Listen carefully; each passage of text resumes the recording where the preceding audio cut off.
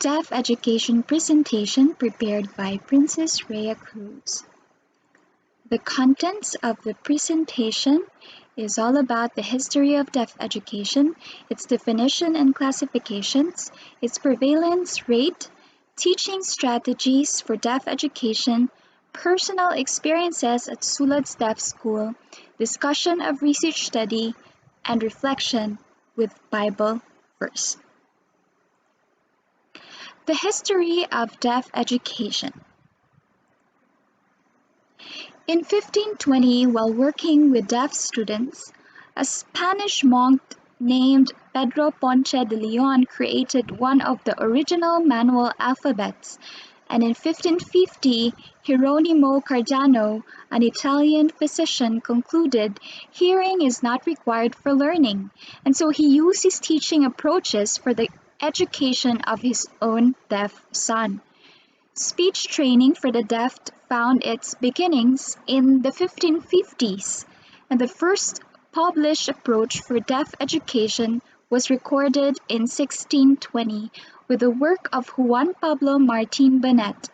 The first school for the deaf in the world was founded in Paris in 1762, and simultaneously a basic form of sign language was introduced and used as a teaching tool in the school curriculum.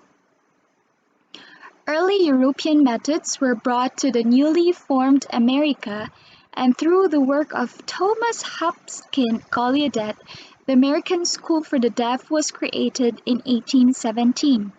Similar schools emerged across the country, including a school founded by Alexander Graham Bell, who adamantly believed that deaf individuals could and should be taught to speak. His views expressed resistance against sign language and encouraged oral education for all students.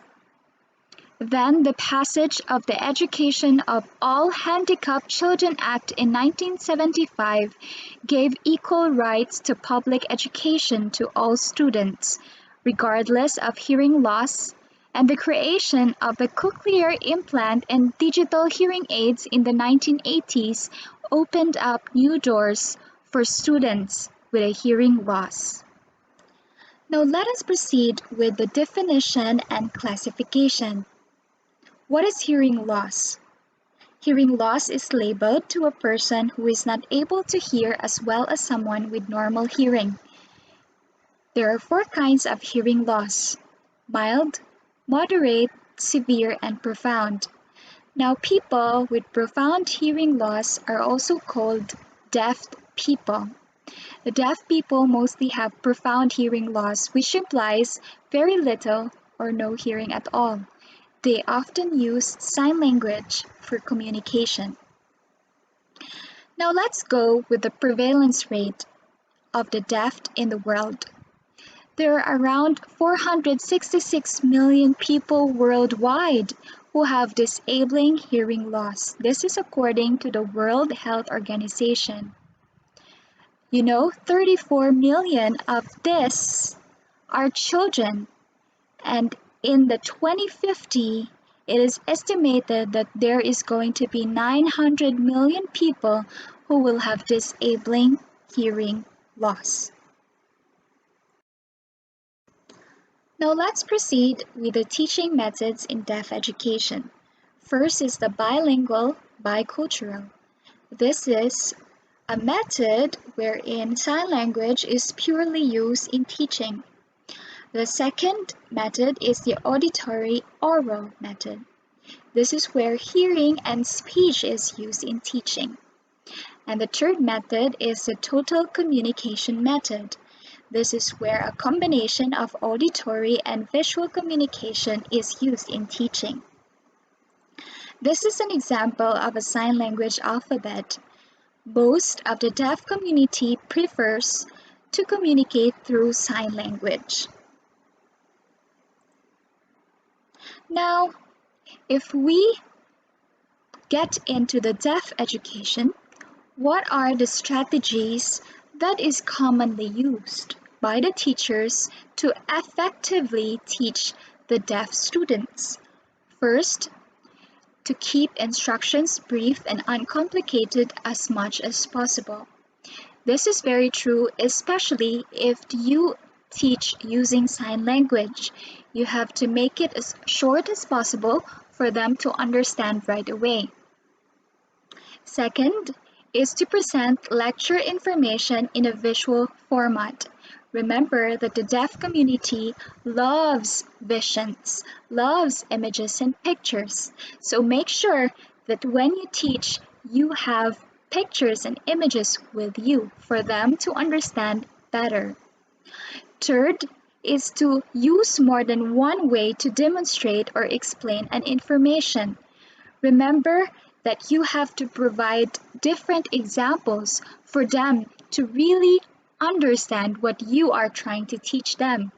And lastly, repeat informations and questions again and again. And you don't have to worry about this because longer learning time is normal for deaf education.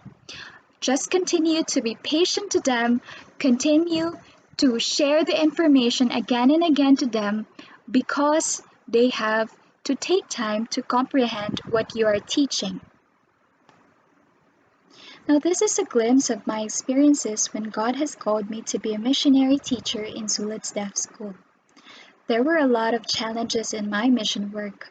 One of that is the fact that this is a rural area, and most of the people here thinks that my students is a curse to the society. There is not much accessibility for them as PWDs.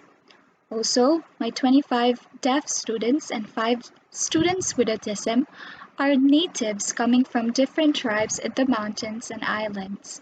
They were not only PWD, but they were also Lumads with different cultures. Plus, they live with me 24/7. I am their mother, doctor, pastor, and teacher.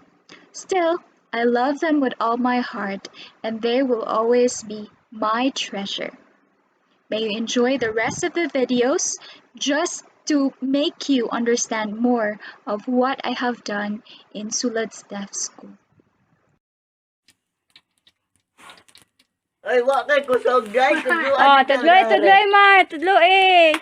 Mare, wa kay kusog. Tudloy. Lalaki na binalumad. 1, 2, 3, go! Ah! Ah!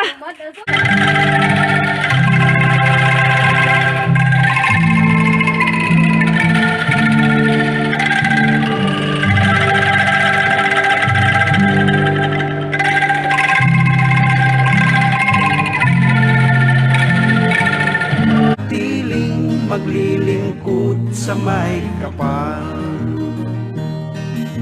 Sulats na katawagan, isa kabuhayan. Ito'y Since my interest is more of rural areas, I want to share to you an interesting study entitled Serving Deaf Individuals in Rural Communities. This research was done by NDC National Deaf Center. What was the findings of this research? Deaf individuals who live in rural areas face a different set of challenges from those living in more populated regions. As a result, deaf individuals who live in rural areas require supports and services that address their unique needs. According to national data suggests that deaf individuals are more prevalent in rural areas. Now, what are the possible solutions for this? First is the electronic online technology. Online technology makes distance learning a viable modality for delivering content in just about any academic area. Next is the co-teaching. Co-teaching is defined as 2 or more teachers collaborating and jointly delivering academic content, with both individuals taking active roles in teaching a diverse group of students, including students with and without special needs. Then lastly, itinerant teachers. Itinerant teachers for deaf students travel between schools, providing instruction and services for students and consultations with families and school personnel. To end my presentation, I would like to share to you a beautiful verse found in Isaiah 35, verse 5. And when he comes, he will open the eyes of the blind and unplug the ears of the deaf. May we always be reminded that the highest education that we can extend to the deaf community is the education about the gospel, about Jesus Christ, and about the good news that when he comes, their ears will finally be opened. May God bless every one of us.